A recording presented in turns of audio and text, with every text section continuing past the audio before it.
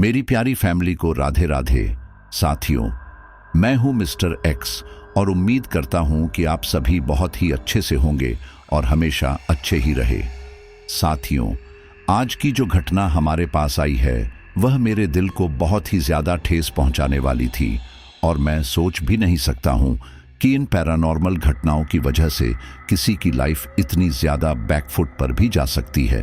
अब देखो, यह तो आप जानते ही हैं कि मैं राजस्थान से हूं और हमारा राजस्थान में जो कोटा शहर है ना, वह प्रसिद्ध है अपनी आईआईटी और नीट कोचिंग के लिए और देश भर से काफ़ी सारे स्टूडेंट यहाँ पर कोचिंग करने के लिए आते हैं। कोई डॉक्टर की तैयारी करता है तो कोई इंजीनियर बनने के सपने बुनता है। तो ऐसे ही दो लड़कियां थी जो अलग अलग स्टेट से थी, लेकिन वह दोनों एक ही जगह पर रहा करती थी। अब क्योंकि वह गांव से रहने वाली थी तो हॉस्टल का खर्चा उठाना उनके परिवार के लिए काफ़ी मुश्किल था। अब क्योंकि हॉस्टल में यह फ़ायदा मिलता है कि आपको पढ़ने के लिए ज़्यादा वक्त मिल जाता है, कपड़े धोना, साफ सफाई और खाना वगैरह आपको सब समय पर अपने आप मिल जाता है, लेकिन उन सब में बहुत सारा पैसा भी खर्च होता है।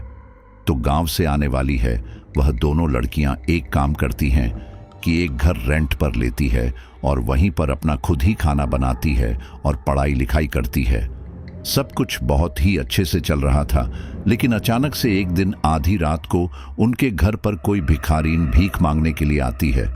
अब उन्हें यह सब कुछ नॉर्मल लगता है और सोचते हैं कि होगी कोई भूखी जो घूम रही होगी, क्योंकि कोटा शहर ही ऐसा है जो आधी रातों को भी जगाता है।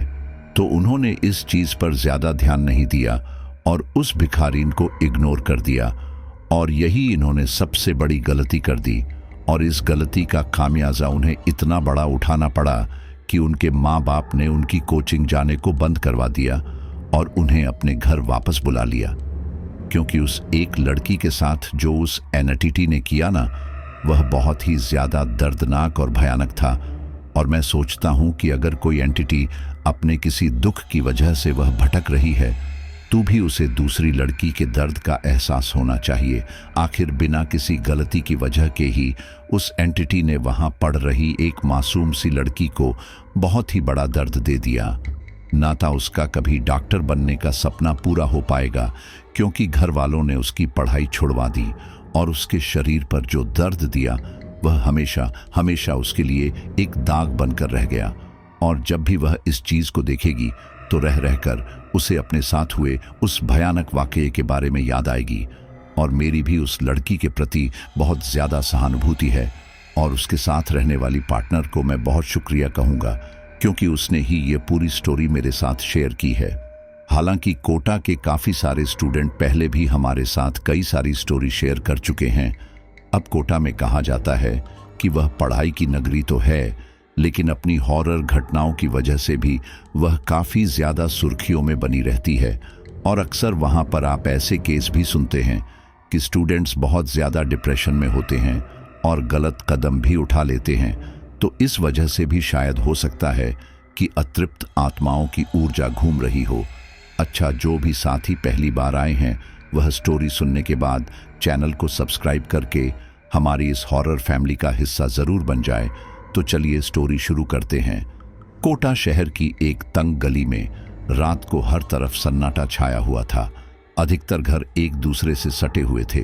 बारिश का मौसम था, लेकिन बारिश ठीक से हो भी नहीं रही थी। कुछ देर पड़ती तो कुछ देर के लिए गायब हो जाती। ऐसे में बार बार लाइट का आना जाना, ऊपर से उमस का बढ़ना लोगों को बेचैन कर रहा था।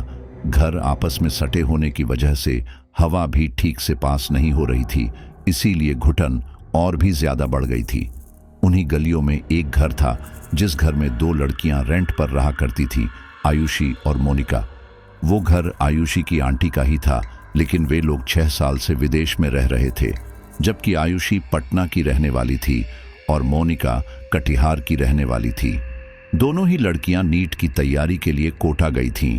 हॉस्टल में उन्हें ज्यादा सुविधा नहीं लगी, इसीलिए उन्होंने आयुषी की आंटी का घर रेंट पर ले लिया। दोनों एक साथ एक ही कोचिंग में पढ़ती थी। उस रात भी वे दोनों अलग अलग रूम में बैठकर पढ़ रही थी। घर ज्यादा बड़ा नहीं था, नीचे 2 कमरे और ऊपर 1 कमरा ही था और फिर सबसे ऊपर जाकर टेरेस था, रात का लगभग 1 बज चुका था, लेकिन आयुषी और मोनिका का ध्यान अभी भी पढ़ाई पर ही था, क्योंकि अगले दिन कोचिंग में टेस्ट था। बाहर हल्की हल्की बूंदाबांदी हो रही थी, हल्की फुल्की हवा भी चल रही थी, लेकिन लाइट का बार बार आना जाना उनकी पढ़ाई को बहुत डिस्टर्ब कर रहा था। ऐसे में ही रात लगभग 1:15 बजे किसी ने उनका दरवाजा खटखटाया। दोनों ने ही वो आवाज सुनी और दोनों ही एक साथ कमरे से बाहर निकल कर आईं। मोनिका ने कहा, टाइम तो काफी हो गया है, इस टाइम हमारे घर कौन आया होगा? आयुषी ने कहा, हाँ यार, पता नहीं, कहीं कोई चोर बदमाश तो नहीं। मोनिका हंसते हुए बोली, यहां कहां चोर आएंगे, और वैसे भी हमारे पास है ही क्या, चल कर देखते हैं। आयुषी और मोनिका एक साथ ही दरवाजे पर जाती हैं। मोनिका दरवाजा खोलती है तो देखती है कि दरवाजे से कम 8 से 10 कदम की दूरी पर एक औरत खड़ी है, जिसने साड़ी लपेट रखी है और लंबा घूंघट कर रखा है। आयुषी और मोनिका एक दूसरे की तरफ अचंभे के साथ देखती हैं। फिर मोनिका कुछ कदम आगे बढ़ती है और कहती है, कौन हो आप? क्या चाहिए आपको? वह औरत हल्की आवाज में कहती है, मैं भूखी हूं, मुझे थोड़ा खाना मिल जाएगा। मोनिका आयुषी की तरफ देखती है और इशारे से पूछती है। फिर आयुषी भी 2 कदम आगे आती है और कहती है, यार, हमने तो जो भी खाना बनाया था खा लिया, अब तो खाना नहीं है। ये सुनकर मोनिका उस औरत से कहती है, माफ कीजिए अम्मा, खाना तो नहीं है, पैसे दे दूं? वह औरत कुछ देर शांत रहती है, फिर कहती है, लौंग के 5 दाने दे दो। ये सुनते ही आयुषी और मोनिका सोचते हैं कि आखिर यह औरत लौंग के दाने क्यों मांग रही है। लौंग यानी कि मसाले जो कि सब्जियों में पड़ती है। मोनिका कहती है, लौंग के दाने वही ना जिन्हें हम सब्जियों में डालते हैं? वह औरत हाँ में सिर हिलाती है। फिर एकदम आयुषी कहती है, माफ कीजिए अम्मा, लौंग के दाने तो घर में नहीं है। वह औरत कहती है, बेटा, एक बार घर में देख लो, शायद कुछ दाने पड़े हों। फिर अचानक बारिश पड़ने लगती है और बारिश भी तेजी के साथ आती है। मोनिका भीगने लगती है, इसलिए वापस चौखट पर जाकर खड़ी हो जाती है और आयुषी को भी पीछे करती है। उन दोनों को घर में जाता देख वो औरत भी उनके करीब जाती है और कहती है, लौंग के दाने दे दो। अब मोनिका और आयुषी को अजीब लगता है कि जब हमने मना कर दिया कि लौंग के दाने नहीं है, तो ये औरत हमसे अब क्यों मांग रही है। बारिश तेजी के साथ होने लगी थी तो मोनिका थोड़ा झल्ला जाती है, क्योंकि उसे अपने टेस्ट की भी चिंता थी। ऐसे में उस औरत का जिद करना मोनिका को बिल्कुल भी अच्छा नहीं लगता। वह गुस्से में कहती है, अम्मा कहाँ ना, लौंग नहीं है, जाकर किसी दूसरे घर से मांग लो। इतना कहकर मोनिका आयुषी का हाथ पकड़कर उसे अंदर ले जाती है और उस औरत के मुंह पर झट से दरवाजा बंद कर देती है। मोनिका की इस हरकत से वह औरत काफी आहत होती है। उसे गुस्सा आता है। उसे ऐसा लगता है जैसे मोनिका ने उसकी बेइज्जती कर दी। वह गुस्से में अपने दांत भी चनती है और एक बार फिर दरवाजा खटखटाती है, लेकिन मोनिका दरवाजा नहीं खोलती। मोनिका आयुषी से कहती है, अरे, इनका यही काम है, चल जाकर सो जाते हैं, हमें सुबह उठना भी है। दरवाजे के बराबर में ही एक खिड़की भी थी, जिसके पलड़े खुले हुए थे और पर्दा भी एक तरफ सिमटा हुआ था। जब मोनिका और आयुषी दोनों कमरे की तरफ जा रही थी, तब आयुषी पीछे मुड़कर खिड़की को देख रही थी। आयुषी देखती है कि वो औरत खिड़की से अंदर झांक रही है। आयुषी के मन में दहशत तो पैदा होती है, लेकिन फिर वो भी इग्नोर करके अंदर चली जाती है। मोनिका और आयुषी अपने अपने कमरे में लेटी थीं। मोनिका तो सो चुकी थी, लेकिन आयुषी को नींद नहीं आ रही थी। आधे घंटे तक आयुषी करवटें ही बदलती रहती है। फिर जब उसकी नजर घड़ी पर जाती है तो 2 बज रहे थे। आयुषी उठकर बैठ जाती है। फिर पता नहीं उसके मन में क्या आता है, वो बाहर जाने की सोचती है। उसके दिमाग में अभी वो अजीब औरत थी। आयुषी ये सोच के बाहर जाती है कि देख सके वो औरत है या गई। और जैसे ही आयुषी कमरे से निकलकर खिड़की पर जाकर झांकती है, तो अचानक वो औरत आयुषी के सामने आ जाती है। आयुषी एकदम चिल्ला उठती है। वो औरत भी आयुषी का हाथ पकड़ लेती है। मोनिका को आयुषी के चीखने की आवाज आ चुकी थी। वो भी घबराकर उठती है। कमरे से बाहर निकलते ही उसकी नजर आयुषी पर पड़ती है, जो खुद को उस औरत से छुड़ाने की कोशिश कर रही थी। मोनिका भागकर आयुषी के पास जाती है और उसे खींचने लगती है। तभी अचानक एक हवा के झोंके के साथ उस औरत का घूंघट ऊपर उठ जाता है और उसका चेहरा देखकर मोनिका और आयुषी बुरी तरह चिल्ला उठती हैं। वे दोनों इतनी तेज चिल्लाई थी कि आस पड़ोस के लोगों की आंख खुल गई थी। मोनिका और आयुषी देखते हैं कि उस औरत के चेहरे का आधा हिस्सा पूरी तरह से गला हुआ है, अंदर की हड्डी साफ दिखाई दे रही है, जबकि आधा हिस्सा बिल्कुल ठीक ठाक है। यह देखते ही आयुषी और मोनिका पूरी जान लगाकर अपने आप को पीछे खींचती है और अंत में खुद को उस औरत से छुड़ा लेती है। इतने में ही आस पड़ोस के लोग उठ जाते हैं और उनका दरवाजा खटखटाने लगते हैं।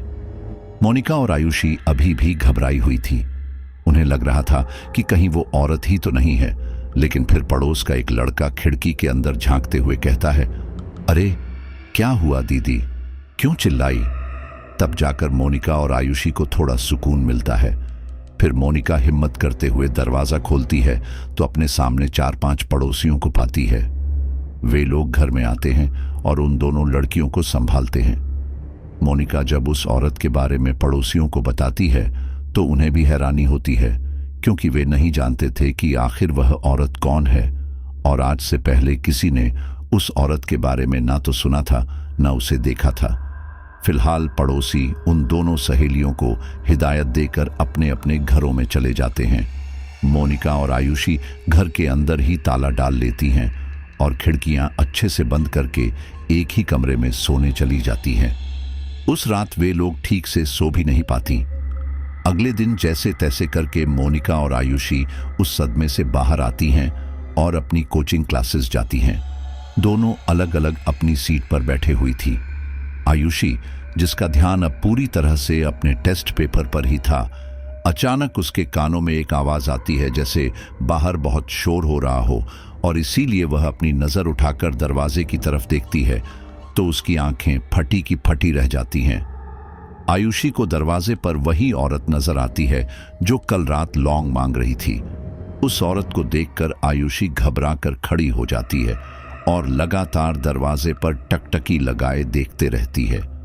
आयुषी को इस तरह से देख क्लास में मौजूद टीचर आयुषी को डांटते हैं। आयुषी, क्या बात है, कोई परेशानी है क्या? बाहर क्या देख रही हो? आयुषी एक नजर टीचर की ओर देखती है और फिर उन्हें बताने ही वाली थी कि तभी वह औरत गायब हो जाती है। आयुषी बस दरवाजे की तरफ हाथ का इशारा करके ही रह जाती है, कुछ बोल नहीं पाती। फिर उसे लगता है कि यह बात यहाँ बताना ठीक नहीं है, इसलिए वह टीचर से सॉरी कहकर दोबारा अपना पेपर लिखने लगती है। मोनिका भी उसी क्लास में बैठी थी। वह आयुषी के चेहरे को देखकर समझ जाती है कि आयुषी शायद रात वाली बात से डरी हुई है। क्लासेस खत्म होने के बाद आयुषी और मोनिका मिलते हैं। मोनिका आयुषी से पूछती है, आयुषी, तुझे उस समय क्या हो गया था जब तू पेपर लिख रही थी? तब आयुषी मोनिका को बताती है, यार, मैंने उसी औरत को देखा था, वह हमारी क्लास के बाहर खड़ी थी। मोनिका हैरानी से कहती है, क्या? वो भला यहाँ क्यों आएगी? और वो यहाँ नहीं आ सकती, बाहर गार्ड खड़े रहते हैं।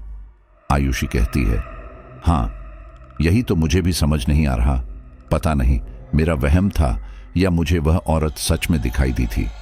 मोनिका कहती है, तेरा वहम ही होगा, इतना मत सोच, और वैसे तुझे कल रात उस खिड़की के पास जाने की क्या जरूरत थी? आयुषी कहती है, यार, मुझे ठीक से नींद नहीं आ रही थी, बार बार मेरा ध्यान उस औरत पर ही था। मैं बस झांकने गई थी कि वो औरत चली गई या नहीं, लेकिन तुमने देखा कि वह कितनी अजीब थी, जिद कर रही थी।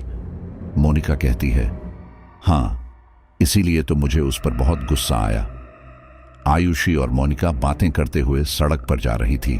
तभी मोनिका ऑटो रोकती है और वे दोनों अपने रूम पर जाने के लिए निकल जाते हैं। उनका ऑटो एक सुनसान सोसाइटी के पास से गुजरता है, जहां आसपास कोई भी दिखाई नहीं दे रहा था। ऐसे में आयुषी, जो कि ऑटो में सबसे किनारे बैठी थी और साइड मिरर में देख रही थी, कि अचानक उसे एक बार फिर वही औरत दिखाई देती है जो बहुत तेजी के साथ इनके ऑटो के पीछे दौड़ती हुई आ रही है। यह देखकर आयुषी एकदम घबरा जाती है और मोनिका का हाथ पकड़ लेती है। उसे घबराता देख मोनिका भी पूछती है, क्या हुआ? आयुषी ऑटो से ही पीछे मुड़कर देखती है तो पाती है कि सच में वह औरत उनके पीछे आ रही है। आयुषी हकलाते हुए कहती है, मोनिका, मोनिका, वो औरत हमारे पीछे ही आ रही है, वो हमारा पीछा कर रही है। फिर मोनिका भी पीछे झांकने की कोशिश करती है, लेकिन तभी उनका ऑटो एक मोड़ पर मुड़ जाता है और फिर वो औरत दिखाई देना बंद हो जाती है। मोनिका कहती है, आर यू श्योर? तुमने उसी औरत को देखा था? हो सकता है तुम्हारा वहम हो, पीछे कोई और औरत आ रही हो। आयुषी कहती है, नहीं बाबा, मैं सच कह रही हूं, वही मटमैली सी साड़ी थी और वैसे ही घूंघट था, और अगर कोई दूसरी औरत भी होती तो वह हमारे ऑटो के पीछे भाग क्यों रही थी? मुझे तो लगता है मोनिका, वह हमारा पीछा कर रही है। मोनिका आयुषी को समझाते हुए कहती है, डोंट वरी, बस घर आने ही वाला है। वे लोग अपनी गली के बाहर उतरते हैं। मोनिका अच्छे से अपने चारों तरफ देखती है। कहीं कोई नजर नहीं आ रहा था क्योंकि दोपहर का समय था, ऊपर से गर्मी का मौसम था। सभी लोग अपने घरों में थे। वे दोनों अपने घर जाती हैं, नहाती धोती हैं और फिर खाना बनाने लगती हैं। खाना बनाते बनाते आयुषी मोनिका से कहती है, यार, मैं अच्छा खासा पापा से कह रही थी कि हॉस्टल ही ठीक है। कोचिंग से थके हारे आओ, फिर रूम पर आकर खाना बनाओ, बहुत ज्यादा थक जाते हैं। मोनिका कहती है, हाँ वो तो है, लेकिन यार इसमें हमारे पैसे भी तो बच रहे हैं। जैसे तैसे करके मम्मी पापा कोचिंग करा रहे हैं, यही बहुत बड़ी बात है। वे दोनों आपस में बातें कर ही रहे थे कि एक बार फिर किसी ने उनके दरवाजे पर दस्तक दी। दरवाजा 3 बार खटखटाया गया था। मोनिका कहती है, मैं देख कर आती हूं, तू कुकर का ध्यान रखना। मोनिका जैसे ही दरवाजा खोलती है तो सामने किसी को भी नहीं पाती। वह घर से बाहर निकलकर देखती है तो आसपास भी कोई नहीं था। मोनिका आवाज भी लगाती है, कौन था, लेकिन कोई उत्तर नहीं मिलता। वह वापस घर में आ जाती है और आयुषी के पास जाकर कहती है, पता नहीं यार, शायद कोई बच्चा था, कोई दिखाई ही नहीं दिया। फिर आयुषी कहती है, मोनिका, कहीं वो औरत। आयुषी अपनी बात पूरी भी नहीं कर पाती। मोनिका कहती है, ओहो आयुषी, तू कैसे उस औरत के पीछे पड़ गई है? देख, मानती हूं कि वह औरत बहुत ही ज्यादा स्कैरी थी, लेकिन वह औरत अब जा चुकी है, इसलिए ज्यादा मत सोच। ज्यादा सोचेगी तो पढ़ाई पर ध्यान नहीं दे पाएगी, और यह मत भूल कि तू भी गांव से आई है और मैं भी गांव से आई हूं। हम जैसे लोगों के लिए पढ़ाई लिखाई बहुत बड़ी बात होती है। हमें बार बार मौका नहीं मिलता, इसलिए इन सब बातों से ध्यान हटाकर अपनी पढ़ाई पर ध्यान लगा। आयुषी को मोनिका की बातें सही लगती हैं, इसलिए वह हाँ में सिर हिलाती है। फिर दोनों साथ खाना खाते हैं। पूरा दिन यूं ही पढ़ाई करने और काम करने में निकल जाता है। फिर रात आती है, खाना खाकर दोनों अपना पढ़ने बैठ जाती हैं। आयुषी तो लगभग नींद में चली जाती है, लेकिन मोनिका अभी भी पढ़ाई कर रही थी। चारों तरफ सन्नाटा था।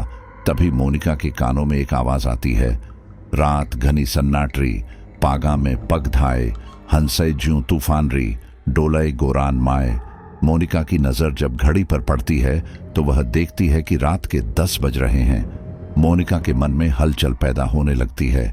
जहां अभी तक वह आयुषी को उस औरत से ध्यान हटाने के लिए कह रही थी, अब खुद उसका ही ध्यान उस औरत पर चला जाता है और इसीलिए वह घर से बाहर झांकने जाती है कि यह आवाज किसकी थी, कहीं उसी औरत की तो नहीं। मोनिका बाहर जाती है तो उसे कोई भी दिखाई नहीं देता। फिर मोनिका अपने आप से ही कहती है, मैं भी कितनी बेवकूफ हूं, आयुषी को समझा रही हूं और खुद ही उस औरत के बारे में सोच रही हूं। इतना सोचकर मोनिका वापस घर में आने के लिए मुड़ती है और तभी मोनिका को एहसास होता है कि उसके पीछे से कोई तेजी के साथ भागा। मोनिका जैसे ही पलटकर देखती है तो उसे सच में एक साया नजर आया था। मोनिका उस साये को देखकर घबरा जाती है और जल्दी से घर के अंदर आ जाती है। सबसे पहले वह आयुषी कमरे में जाती है तो पाती है कि आयुषी सो चुकी है, इसलिए वह उसे डिस्टर्ब नहीं करती और चुपचाप अपने कमरे में जाकर लेट जाती है। लेकिन कुछ ही सेकंड्स बाद एक बार फिर उसके कानों में वही आवाज गूंजती है, रात घनी सन्नाटरी, पागा में पग धाए, हंसै ज्यों तूफान री, डोलय गोरान माए, आसां री धड़कन सू, धरती रो स्वर मिले। चंदारो उजासू रातड़ोरी ओट खेले। धीरे धीरे वो आवाज तेज होती जाती है।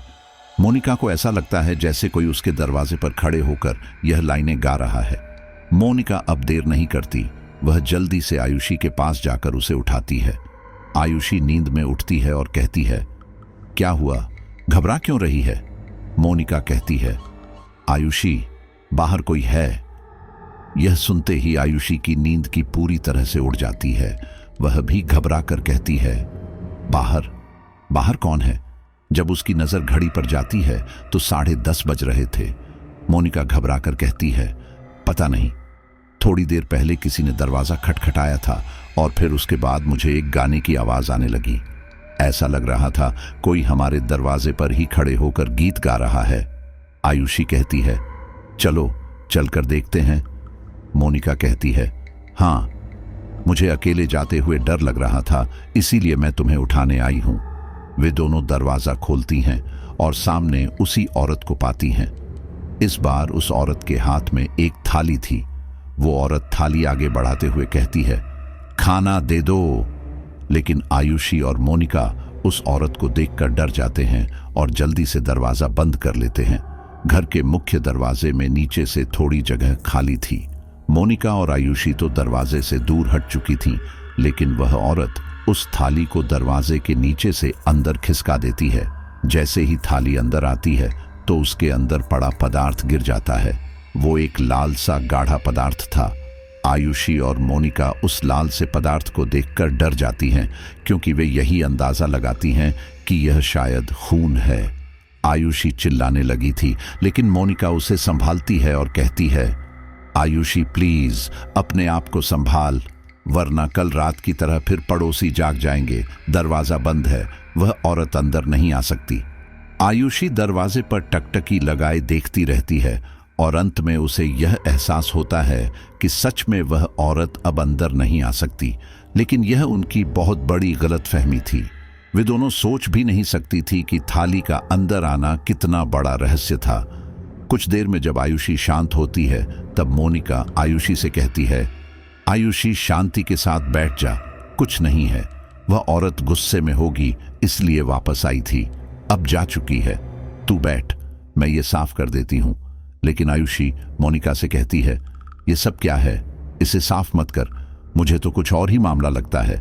मोनिका कहती है, क्या और क्या मामला? आयुषी कहती है, हाँ, ये खून है। आखिर ये किसका खून है और वो औरत हमारे यहाँ खून लेकर क्यों आई? मोनिका, कहीं वह कोई भूत या चुड़ैल तो नहीं है? आयुषी की इस बात पर मोनिका हंसने लगती है। उस सीरियस मोमेंट में मोनिका की हंसी आयुषी को बहुत चुभती है। वह गुस्से में कहती है, मोनिका, मैं सीरियसली कह रही हूं, मुझे लगता है कोई और ही बात है और तू हंस रही है। मोनिका कहती है, अरे, मुझे इस बात पर हंसी आ रही है कि तू पढ़ी लिखी होकर ऐसी बातों पर विश्वास करती है, हद है। आयुषी कहती है, अरे, मैंने कहा ऐसा हो सकता है। हमारे गांव में बहुत सारी कहानियां प्रचलित थी, भूत प्रेत और ऐसी औरतों से रिलेटेड कहानियां भी हैं। तू भी तो गांव से है, वहां पर तो इस तरह की चीजें आम होती हैं, तो क्या तू इन बातों में विश्वास नहीं करती? मोनिका कहती है, नहीं, इन सब बातों में विश्वास करना फिजल है। देख, हम पढ़े लिखे इसलिए नहीं है कि हम इन सब बातों को मानेंगे, और वैसे भी हम फ्यूचर के डॉक्टर हैं। अगर तू यह बात किसी के सामने कहेगी ना तो लोग तुझ पर हंसेंगे या फिर तुझे डॉक्टर मानने से इनकार कर देंगे। तू जाकर कमरे में बैठ, मैं ये साफ करती हूँ। आयुषी चुपचाप अंदर चली जाती है और मोनिका उस खून को साफ करने लगती है। वैसे तो मोनिका खून साफ करने में कपड़े का इस्तेमाल कर रही थी, फिर भी उसके हाथ में खून का कुछ भाग लग जाता है और जहां जहां खून लगता है वहां उसे जलन होने लगती है। मोनिका को यह काफी अजीब लगता है, लेकिन फिर भी वह जल्दी जल्दी खून साफ कर देती है और जाकर जल्दी से अपने हाथ धोती है तो पाती है कि उसके हाथ में लाल लाल निशान पड़ गए हैं, जैसे खाल जल गई हो। मोनिका बहुत ही गौर से अपने हाथों की उंगलियों को देखने लगती है और सोचती है कि आयुषी से जाकर बताएं, लेकिन अगले ही पल वह आयुषी को न बताने का फैसला करती है, क्योंकि उसे पता था कि आयुषी काफी डरी हुई है। मोनिका साफ सफाई करने के बाद अपने बिस्तर पर लेटी ही थी कि तभी उसे ऐसा एहसास हुआ जैसे उसके बिस्तर के नीचे कोई है, कोई तेज तेज सांसें ले रहा है। मोनिका के मन में दहशत पैदा होने लगी थी। न जाने क्यों उसे आयुषी की तरह घबराहट होने लगी थी। वह धीरे धीरे अपने बिस्तर पर लेटे लेटे ही नीचे झांकने लगी। जब उसने नीचे देखा तो उसे कुछ भी दिखाई नहीं दिया, लेकिन तभी उसकी मेज से किताबें अपने आप गिरने लगीं और मोनिका घबराकर नीचे गिर गई। मोनिका की नजर जब किताबों पर गई तो उसने देखा कि किताब भी नीचे गिरकर अपने आप ही खुल रही है और पन्ने हवा में उड़ रहे हैं। यह देखकर मोनिका बुरी तरह सहम गई। उसने अपने मुंह पर हाथ रख लिया। उसकी आंखें फटी की फटी रह गई कि यह क्या हो रहा है। वह आयुषी को आवाज लगाना चाह रही थी, लेकिन उसके मुंह से आवाज निकल ही नहीं रही थी। यहां तक उसकी सोचने समझने की क्षमता भी खत्म हो चुकी थी। वह खड़ी भी नहीं हो पा रही थी। अचानक सब कुछ शांत हुआ। सारी किताबें अपने आप बंद होकर जमीन पर रुक गईं और फिर एक के ऊपर एक सारी किताबें मोनिका के सिर पर आकर गिरने लगीं। मोनिका को इससे काफी चोट लग रही थी और फिर अंत में उसकी चीख निकल गई। मोनिका की चीख सुनकर आयुषी की आंख खुल गई। वह भी घबरा कर बैठ गई। फिर उसे एहसास हुआ कि यह आवाज तो मोनिका की थी। उसने बिना देरी किए मोनिका के कमरे में जाने की सोची। देखा तो दरवाजा बंद था। आयुषी ने दरवाजा खटखटाया, लेकिन मोनिका न तो दरवाजा खोल रही थी और ना ही कुछ कह रही थी। आयुषी लगातार दरवाजा पीट रही थी। अब उसे डर लगने लगा था। वह सोच रही थी कि कहीं मोनिका के साथ कुछ गलत ना हो जाए। आयुषी लोग से अंदर झांकने की कोशिश करती है और आवाज लगाती है, मोनिका, मोनिका, दरवाजा खोलो। मोनिका, क्या हुआ? आयुषी काफी मशक्कत के बाद दरवाजा खोलने की कोशिश करती है तो दरवाजा खुल जाता है। जब वह अंदर जाती है तो देखती है कि मोनिका जमीन पर बेहोश पड़ी है। आयुषी मोनिका को उठाने की कोशिश करती है, लेकिन वह उस समय नहीं उठती। रात काफी हो चुकी थी। उसे समझ नहीं आता कि वह अकेले यह सब कुछ कैसे मैनेज करे। फिर वह पड़ोसी के घर में जाने की सोचती है और यह सोचकर ही बस कमरे से बाहर निकल रही थी कि तभी मोनिका को होश आ जाता है। वह दर्द से कराहने लगती है। मोनिका को होश में आता देख आयुषी तुरंत मोनिका के पास जाती है और उसे संभालती है। आयुषी मोनिका को बिस्तर पर लेटाकर पूछती है, मोनिका, क्या हुआ? तुम बेहोश कैसे हो गई थी? तबीयत ठीक नहीं है क्या? मोनिका कहती है, हाँ, शायद तबीयत खराब हो गई। पानी, मुझे पानी चाहिए। आयुषी जल्दी से मोनिका को पानी पिलाती है। मोनिका आंखें बंद करके लेट जाती है। आयुषी काफी देर मोनिका के करीब बैठी रहती है। वह कभी उसके हाथ दबाती तो कभी पैर। मोनिका को छूने से पता चल रहा था कि शायद उसे फीवर है, इसीलिए आयुषी उसे एक फीवर की टेबलेट भी दे देती है। जब आयुषी को लगता है कि रात गहराने लगी है तो वह मोनिका से कहती है, अच्छा मोनिका, तुम आराम करो, मैं भी सोने जाती हूं। अगर किसी चीज की जरूरत हो तो मुझे बता देना। आयुषी जब कमरे से बाहर जा रही थी तब वह कमरे में एक चीज नोटिस करती है कि आयुषी की किताबें जमीन पर गिरी हुई हैं। वह पलटकर मोनिका से पूछती है, मोनिका, ये किताबें तुमने जमीन पर क्यों रख रखी है? लेकिन अगले ही पल मोनिका गहरी नींद में जा चुकी थी। मोनिका आयुषी की बात का कोई जवाब नहीं देती। वह बेखबर होकर आंखें बंद करके लेटी थी। आयुषी दोबारा पूछना ठीक नहीं समझती और दरवाजा बंद करके अपने कमरे में चली जाती है। अगली सुबह आयुषी जब सो रही थी तब उसका अलार्म बजने ही वाला था कि उससे पहले ही उसके कानों में एक आवाज आती है। ये आवाज उसी गीत की थी जिस गीत को मोनिका ने सुना था। रात घनी सन्नाटरी, पागा में पगधाए, हंसई ज्यों तूफान री, डोलई गोरान माए। और यह आवाज आयुषी को बिल्कुल अपने कानों के करीब से आ रही थी। उस आवाज को सुनते ही आयुषी तुरंत उठकर बैठ जाती है तो पाती है कि उसके सिरहाने मोनिका बैठी है और गीत गा रही है। मोनिका के हाथ में एक रूबिक क्यूब है जिसे वह सॉल्व कर रही है। मोनिका की आवाज भी थोड़ी बदली सी लग रही थी, लेकिन आवाज का कुछ हिस्सा मोनिका का ही था। आयुषी तुरंत मोनिका से पूछती है, मोनिका, तुम यहां इतनी सुबह? आयुषी का अलार्म भी तभी बज उठता है और आयुषी एकदम उछल जाती है। मोनिका अजीब ढंग से आयुषी की ओर देखती है और कहती है, क्या हुआ? डर क्यों गई? अलार्म ही तो बजा है। आयुषी कहती, हाँ वो नींद में थी ना, लेकिन तुम मेरे कमरे में क्या कर रही हो? मोनिका कहती है, क्यों? मैं तो तुम्हारे कमरे में आती जाती रहती हूं। आयुषी कहती है, हाँ बस ऐसे ही पूछ रही थी। अच्छा, क्या तुम नहा ली? इस बात पर मोनिका हंसने लगती है। आयुषी को मोनिका का व्यवहार थोड़ा अजीब लगता है। वह दोबारा पूछती है, क्या हुआ मोनिका, हंस क्यों रही हो? क्या तुम नहा ली? मोनिका कहती है, तुम्हें नहाना है ना, जाओ तुम नहा लो, मैं थोड़ी देर बाद नहाऊंगी। इतना कहकर मोनिका धीमी धीमी चाल से आयुषी के कमरे से बाहर चली जाती है। आयुषी अपने बाल समेटते हुए सोचने लगती है कि मोनिका कुछ बदली बदली सी लग रही है। पता नहीं बेचारी के साथ सब कुछ ठीक है या नहीं। फिलहाल आयुषी अपने काम निपटाती है और कोचिंग जाने के लिए तैयार हो जाती है, लेकिन तभी उसका ध्यान मोनिका पर जाता है कि वह शायद अभी भी अपने कमरे में ही है। आयुषी कमरे में जाती है तो पाती है कि मोनिका बिस्तर पर लेटी है और छत की तरफ देखे जा रही है। उसके हाथ में अभी भी वही रूबिक क्यूब है और वो कोचिंग जाने के लिए तैयार भी नहीं थी। आयुषी मोनिका से पूछती है, मोनिका क्या हुआ, क्या तुम आज कोचिंग नहीं चलोगी? मोनिका छत की ओर देखते देखते ही कहती है, नहीं। आयुषी कहती है, अच्छा शायद तुम्हारी तबीयत ठीक नहीं है। ठीक है, तुम घर पर ही आराम करो, मैं जा रही हूं, दरवाजा लॉक कर लेना। आयुषी अपनी कोचिंग चली जाती है और जब वह वापस आती है तब घर में घुसते ही उसे एक अजीब सी स्मेल आने लगती है, मांस के जलने की स्मेल। आयुषी मोनिका को आवाज लगाती है, मोनिका। मोनिका किचन से बाहर आती है और कहती है, जल्दी से चेंज कर लो, मैं तुम्हारे लिए खाना लगा देती हूं। आयुषी कहती है, वो तो ठीक है, लेकिन तुम्हें अजीब सी गंध नहीं आ रही, जैसे कहीं कोई मांस जल रहा हो या चमड़ा जल रहा हो? मोनिका कहती है, नहीं तो मुझे तो कोई गंध नहीं आ रही, तुम शायद बाहर से आई हो इसीलिए।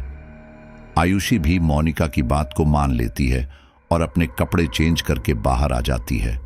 फिर जैसे ही मोनिका उसके लिए कटोरी में सब्जी लेकर आती है, आयुषी हैरानी से आंखें फाड़ कर रह जाती है। अचानक उसे उल्टी सी आने लगती है और वह तुरंत बाथरूम की ओर भागती है। मोनिका कहती है, अरे आयुषी, क्या हुआ, क्या हुआ? लेकिन आयुषी भर भर के उल्टियां करती है। जब उसे ठीक महसूस होता है तो वह गुस्से में बाहर आती है और मोनिका से कहती है, मोनिका, ये क्या बदतमीजी है? क्या था वो? मोनिका पूछती है। क्या? आयुषी कहती है। खाने में क्या था? मोनिका कहती है, खाने में मटन था, और क्या था? आयुषी गुस्से में चिल्लाती है, मोनिका, तुम्हारा दिमाग तो ठीक है, तुम घर में मांस लेकर आई हो और वो भी बकरे का। मोनिका कहती है, अरे तुम इतना गुस्सा क्यों कर रही हो? मांस तो मांस है, बकरे का हो या इंसान का हो। इंसान का मिल नहीं रहा था तो बकरे का ही सही। आयुषी को मोनिका की बातों पर हैरानी होने लगती है और वह कहती है, मोनिका, मुझे लगता है तुम्हारा दिमाग खराब हो गया है, तुम सुबह से अजीब ढंग से पेश आ रही हो। मोनिका आयुषी की बातों को अनदेखा करके खाना खाने बैठ जाती है। आयुषी देखती है कि मोनिका मटन की सब्जी को बहुत ही चाव के साथ खा रही है। आयुषी को अभी भी घिन आ रही थी। वह मोनिका से कहती है, मोनिका, तुम पागल हो गई हो क्या? तुम भूल गई हम अपने घर में नॉनवेज नहीं बनाते, न तुम नॉनवेज खाती हो न मैं, तो यह सब तुम क्यों लाई और क्यों खा रही हो? लेकिन मोनिका अपने खाने में मस्त थी।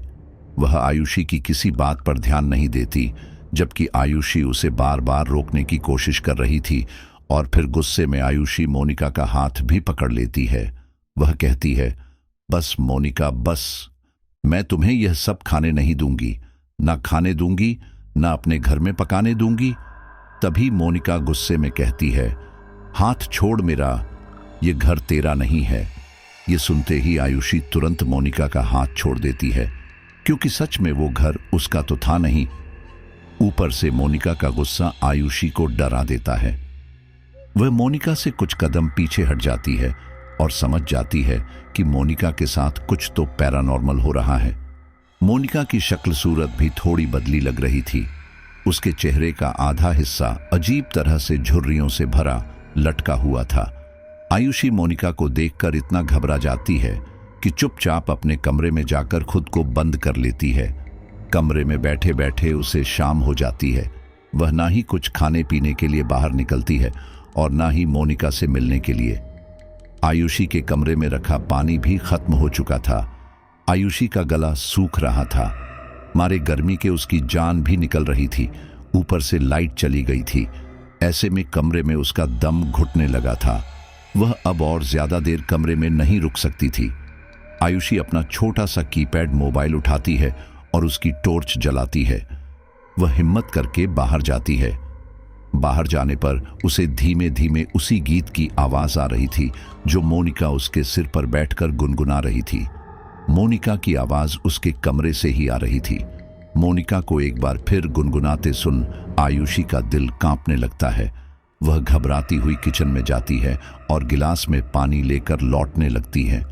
अचानक उसे महसूस होता है कि उसके पीछे कोई खड़ा है और इसी घबराहट में उसके हाथ से जग भी छूट जाता है। साथ ही आयुषी पीछे पलटकर देखती है तो अपने करीब मोनिका को पाती है जो उसे मुस्कुराकर घूर रही थी। मोनिका का चेहरा देखकर आयुषी अपना चेहरा ढक लेती है। कहने को तो मोनिका का चेहरा सामान्य ही था, लेकिन फिर भी न जाने क्यों आयुषी को डर लग रहा था। तभी मोनिका आयुषी के सिर पर हाथ फेर कर कहती है, आयुषी क्या बात है, मुझसे इतना डर क्यों रही हो? आयुषी धीरे धीरे अपने चेहरे से हाथ हटाती है और मोनिका से दूर हटते हुए कहती है, नहीं, मैं नहीं डर रही, मैं तो पानी लेने आई थी। लेकिन मोनिका आयुषी के करीब जाने लगती है और आयुषी से पूछती है, अच्छा, लेकिन मुझे भूख लगी है, क्या तुम मुझे थोड़ा खाना दे सकती हो? आयुषी आसपास रखे बर्तनों को देखती है जो कि खाली थे, यानी कि मोनिका ने भी कुछ नहीं बनाया था। आयुषी कहती है, खाना? लेकिन अभी तो खाना बनाया भी नहीं है। मोनिका, जो कि अब तक मुस्कुरा रही थी, धीरे धीरे उसका चेहरा गुस्से में बदलने लगता है। वह गुस्से में कहती है, लेकिन मुझे भूख लगी है, मैं क्या खाऊं? क्या तुम लोगों के पास थोड़ा बहुत खाना भी नहीं मिलता? आयुषी मोनिका को देखकर घबरा जाती है और धीरे धीरे दरवाजे की तरफ खिसकने लगती है। लेकिन तभी मोनिका दरवाजे के रास्ते को रोककर आयुषी के सामने आ जाती है और कहती है, अच्छा ठीक है, रोटी ना सही, लौंग के 5 दाने ही दे दो। यह सुनकर आयुषी के पैरों तले जमीन खिसक जाती है। फिर धीरे धीरे आयुषी के बाल हवा में उड़ने लगते हैं। अचानक लाइट भी आ जाती है। लाइट के आते ही आयुषी का ध्यान अपने मोबाइल फोन पर जाता है, लेकिन वह उस फोन को वहीं पर छोड़ने की सोचती है और बाहर जाने की कोशिश करती है, लेकिन मोनिका अपना हाथ नहीं हटा रही थी। आयुषी हकलाते हुए कहती है, मोनिका हाथ हटाओ, मुझे कमरे में जाना है। लेकिन मोनिका अजीब तरह से आयुषी को घूरे ही जा रही थी। आयुषी तो अपनी नजरें चुरा रही थी और मोनिका से गुहार लगा रही थी कि वह उसे जाने दे। आयुषी कहती है, मोनिका देखो, मुझे पढ़ना है, तुम्ही ने तो कहा था हम सब यहाँ पढ़ने आए हैं, ये सब फिजूल की हरकतें मत करो, मेरी बात मानो, तुम भी जाकर पढ़ लो, हमारे माँ बाप ने हमारे लिए काफी पैसा खर्च किया है।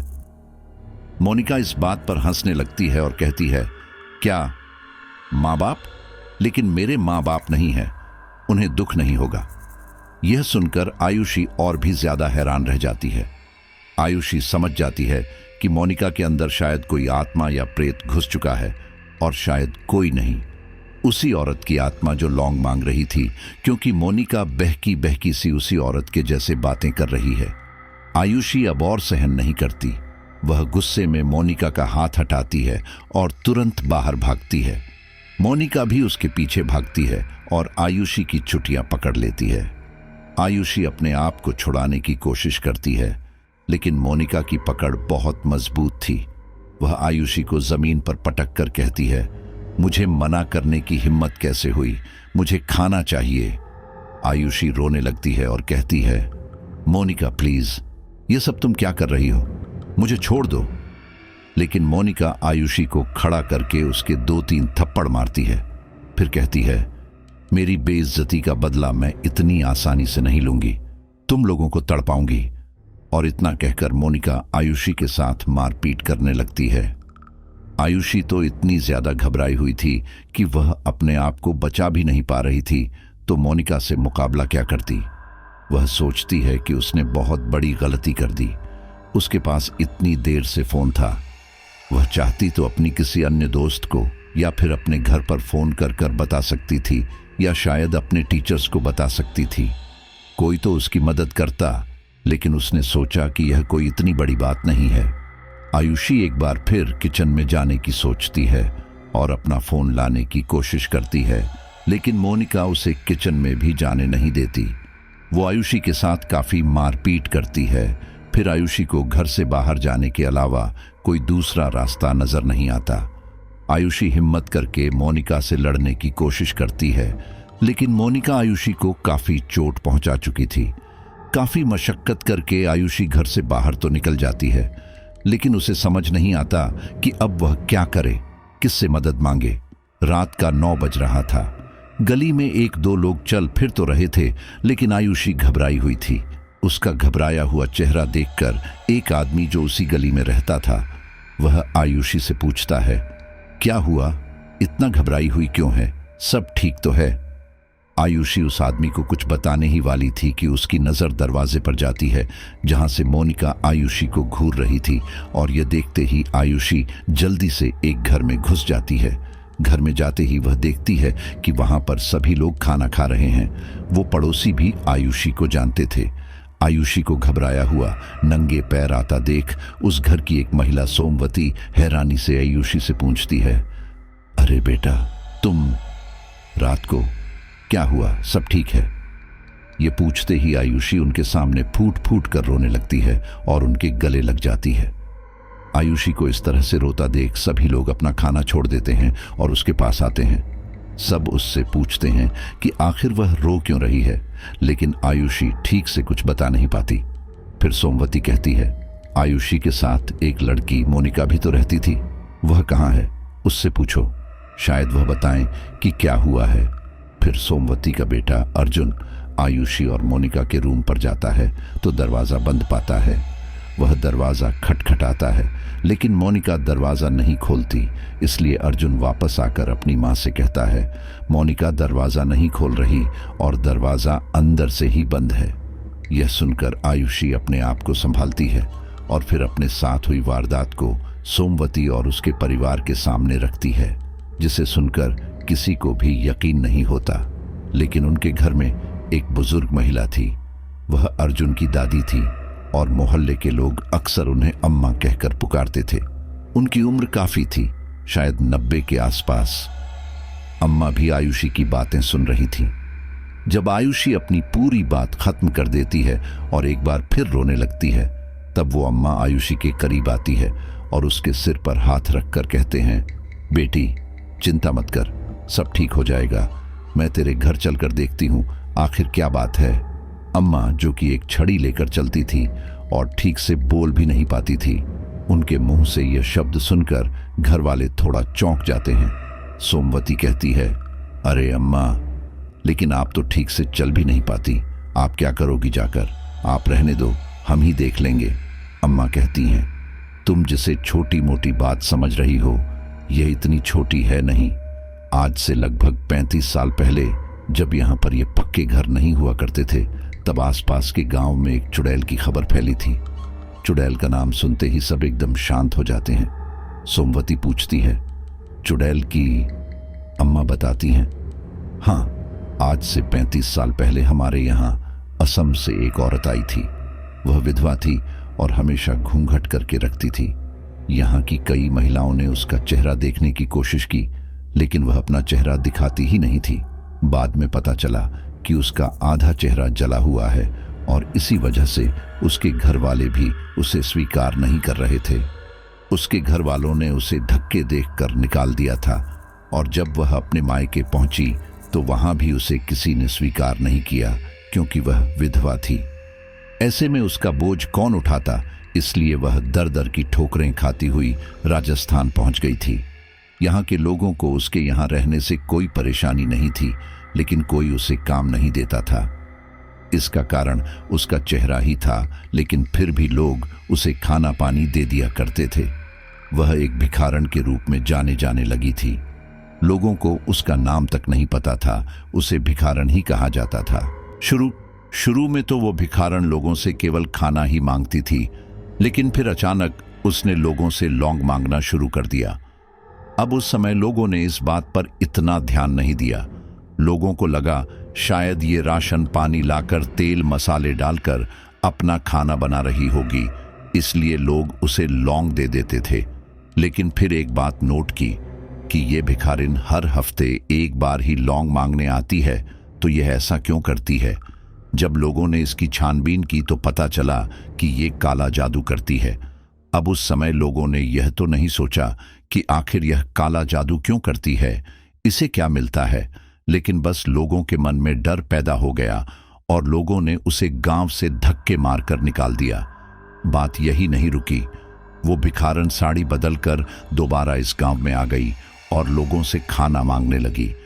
बहुत जल्द ही लोगों को पता चल गया कि यह वही भिखारन है जिसे धक्के मारकर निकाला गया था।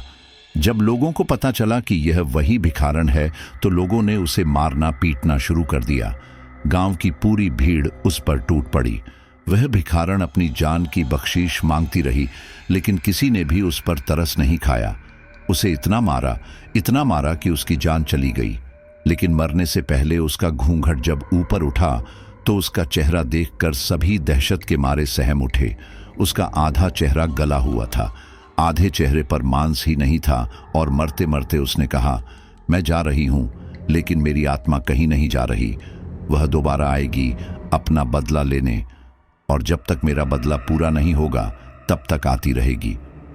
उस भिखारिन के दिए हुए श्राप से लोगों को डर तो लग रहा था, लेकिन उन्होंने इस बात पर इतना गौर नहीं किया। लेकिन धीरे धीरे रहस्यमयी तरीके से गांव के लोगों की मृत्यु होने लगी। अच्छा खासा जवान व्यक्ति भी बिना किसी बीमारी, बिना किसी परेशानी के मर रहा था। लोगों को लगने लगा कि इस भिखारन का श्राप है।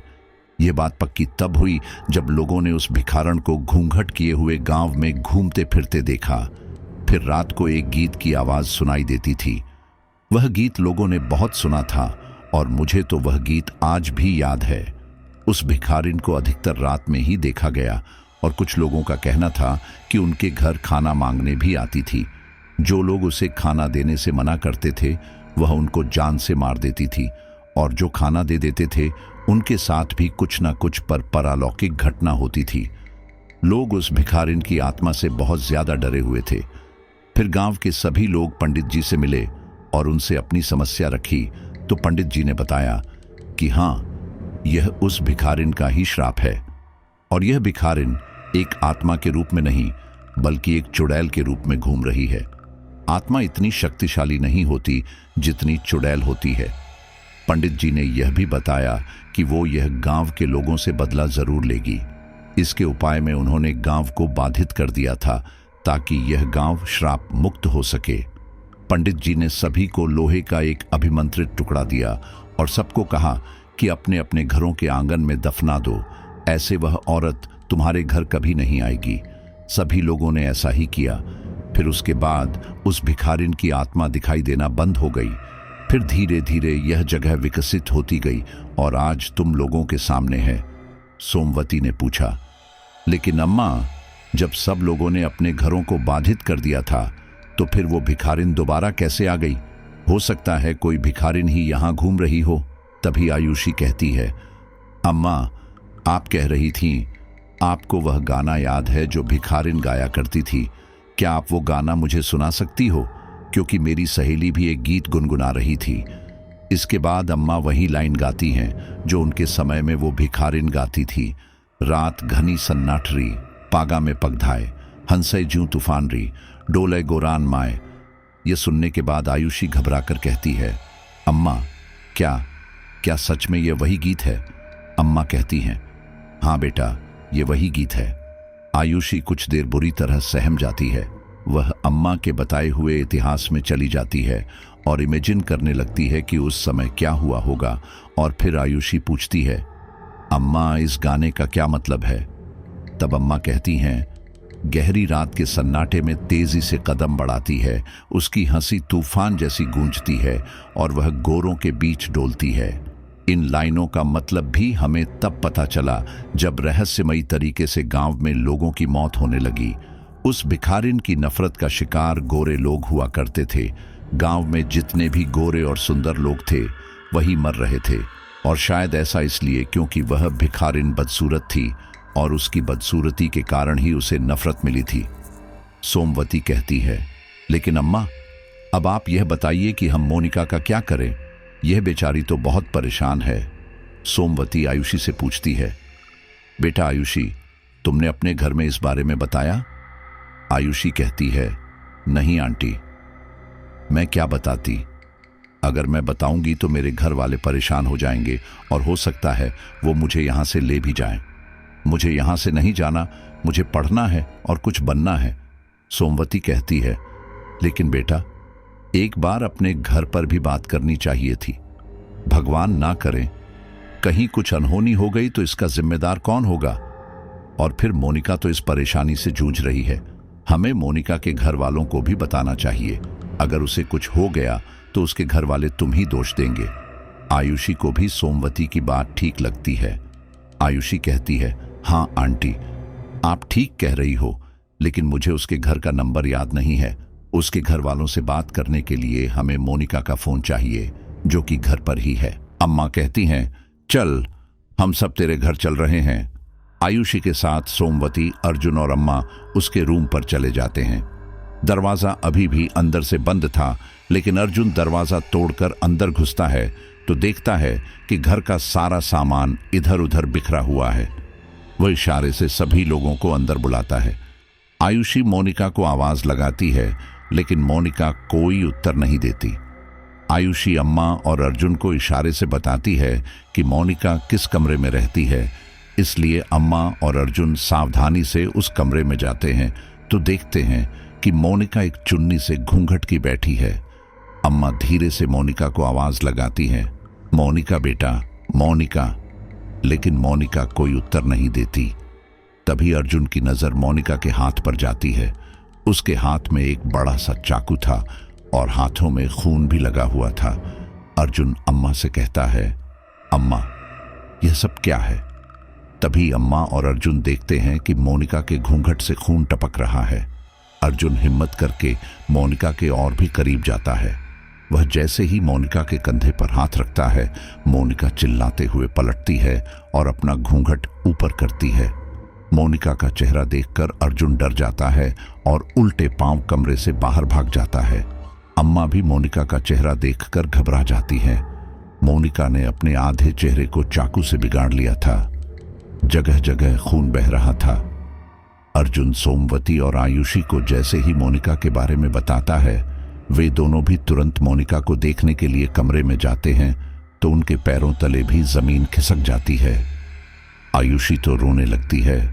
वह अपने आप को नहीं संभाल पाती, लेकिन सोमवती और अर्जुन जल्दी से एम्बुलेंस बुलाते हैं और मोनिका को अस्पताल लेकर जाते हैं। मोनिका को अस्पताल ले जाना इतना आसान नहीं था, क्योंकि वह सबको मार रही थी, लेकिन फिर भी पड़ोस की एक दो व्यक्तियों की मदद से उसे अस्पताल में एडमिट कराया जाता है और उसका इलाज किया जाता है। आयुषी मोनिका के घर पर फोन करके उसकी हालत के बारे में बताती है, जिसे सुनकर घर वालों को भी यकीन नहीं होता, लेकिन वे लोग तुरंत ही कोटा के लिए निकल जाते हैं। वहीं दूसरी ओर आयुषी मोनिका की हालत को लेकर बहुत ज्यादा परेशान थी।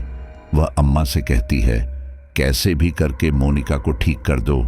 वो बहुत अच्छी लड़की है, उसने मेरा बहुत साथ दिया है, मुझे उसकी ये हालत देखी नहीं जाती। अम्मा कहती है, तू चिंता मत कर, मेरे साथ हमारे मंदिर के पंडित जी के पास चल, वह हमारी मदद जरूर करेंगे। अम्मा आयुषी और अर्जुन को लेकर पंडित जी के पास जाती हैं, जहां पर आयुषी उन्हें अपने साथ हुई आपबीती सुनाई है, जिसे सुनकर उन्हें बहुत दुख होता है। फिर पंडित आयुषी से कहते हैं कि मुझे मोनिका का एक बाल लाकर दो, उस बाल को हम लौंग के तेल में जला देंगे तो उस भिखारिन से छुटकारा मिल जाएगा। आयुषी और अर्जुन अस्पताल जाते हैं और मोनिका के एक दो बाल तोड़ कर लाते हैं। पंडित जी बिना देरी के 5 लौंग को सरसों के तेल में जलाते हैं और जैसे जैसे इधर वो बाल जल रहे थे वैसे वैसे मोनिका दर्द से तड़प रही थी। उधर डॉक्टर भी नहीं समझ पा रहे थे कि आखिर मोनिका को क्या हो रहा है, लेकिन 15 से 20 मिनट तड़पने के बाद मोनिका बेहोश हो जाती है। फिर कम से कम 2 या 3 घंटे बाद जब उसे होश आता है तो वह ठीक ठाक थी और सबको पहचान रही थी, लेकिन बस रोए जा रही थी। उसके शरीर में बहुत दर्द हो रहा था। तो जले हुए तेल में तेज दुर्गंध आने लगती है, जिससे वो समझ जाते हैं कि भिखारिन का प्रकोप खत्म हो चुका है। पंडित जी एक अभिमंत्रित कलावा आयुषी और मोनिका को देते हैं। वह कहते हैं, यह तो भगवान ही जाने कि आखिर वह भिखारिन वापस कैसे आई और क्यों आई, लेकिन हाँ, अब तुम्हें उस भिखारन से कोई खतरा नहीं होगा। तुम यह कलावा पहन लेना। आयुषी मोनिका को भी वह कलावा पहना देती है और खुद भी पहन लेती है। जब मोनिका के घर वाले आते हैं तो वह भी अपनी बेटी की हालत देखकर बहुत परेशान होते हैं। उन्होंने अपनी बेटी को पढ़ाई करने के लिए भेजा था, लेकिन उसके साथ इतना बड़ा हादसा हो गया था। मोनिका का आधा चेहरा बिगड़ चुका था। उसके चेहरे की सर्जरी भी की गई, जिससे काफी हद तक उसका चेहरा ठीक हो गया, लेकिन पहले जैसा नहीं हो पाया। इस घटना के बाद मोनिका के घर वाले उसे वापस बिहार ले गए। आयुषी, जो कि उस समय अकेली हो चुकी थी, वह अब और अकेले रहना नहीं चाहती थी। उसने भी अपने घर वालों को अपने साथ हुई घटना के बारे में बताया, जिसे सुनकर उसके घर वाले भी उसे वापस ले जाना चाहते थे। लेकिन उसने अपने माँ बाप से बहुत रिक्वेस्ट की और फिर उसके माँ बाप ने उसे हॉस्टल में एडमिशन दिला दिया। साथियों, सच कहूं तो मुझे भी इसके लिए काफी बुरा लग रहा है। मोनिका के परिवार की हालत भी काफी गरीब थी, और क्योंकि वह बिहार से थी, तो आप जानते हैं कि बिहार हमारे देश का गरीब स्टेट है, और अगर वहां से कोई पढ़ लिख कर आगे बढ़ना चाहता है तो यह बड़ी बात होती है। लेकिन मोनिका के साथ जो यहाँ पर हुआ वह वाकई में बहुत ज्यादा भयानक था। हालांकि मोनिका से मेरी बातचीत नहीं हुई, उसकी फ्रेंड ने ही पूरा वाकया मुझे बताया, लेकिन मुझे दिल से मोनिका के लिए बुरा लग रहा है, और अगर कभी मोनिका से मुलाकात होती है तो मैं उसकी जरूर कुछ न कुछ हेल्प करने की कोशिश करूंगा। अच्छा साथियों, मैं आपको बता दूं कि आप यहाँ पर इतनी अच्छे अच्छे स्टोरी सुन रहे हैं, तो इससे भी ज्यादा और भयानक हॉरर स्टोरी आप जानते हैं कि चैनल पर ऑलरेडी पब्लिक हो चुकी है, और वो केवल मेंबर्स के लिए है। उनमें बहुत ही ज्यादा आपको तंत्र मंत्र की दुनिया में जानने को मिलता है। यूं समझ लीजिए कि आपने हॉरर की असली दुनिया को देखा ही नहीं है। तो अगर आप उस असली हॉरर की दुनिया को देखना चाहते हैं तो चैनल की मेंबरशिप को ज्वाइन कीजिए, जिसके लिए आपको बेहद कम पैसे पे करने पड़ेंगे और जिन्हें आप आसानी से वहन कर सकते हैं। मगर मैं इतना ज़रूर वादा करता हूं कि इन स्टोरी को सुनने के बाद आपके दिमाग के कई आयाम खुल जाएंगे। चलिए, तो अब अपने साथियों को धन्यवाद करते हैं। रियाज अहमद मालेगांव, विकास हरदोई हरपालपुर, विवेक कुमार बबली यूपी, दिनेश कनौजिया यूपी, आंचल जोशी अलवर, सनी साउथ कोरिया, रघुनाथ राजस्थान, शशि सिंह मुंबई, संजय कुमार करनाल। सभी साथियों का बहुत बहुत धन्यवाद। मिलते हैं अगली स्टोरी पर।